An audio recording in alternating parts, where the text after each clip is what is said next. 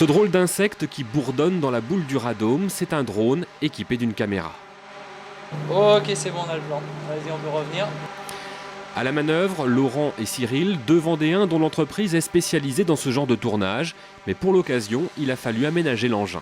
On est à l'intérieur d'une bulle, donc qui a une matière qui peut se déchirer.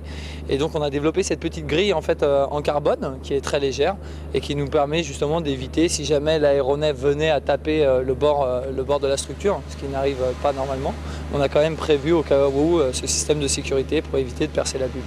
Ce sera en effet dommage, mais il s'agit avant tout de ne pas perdre son objectif de vue, un œil dans le viseur, l'autre sur le drone.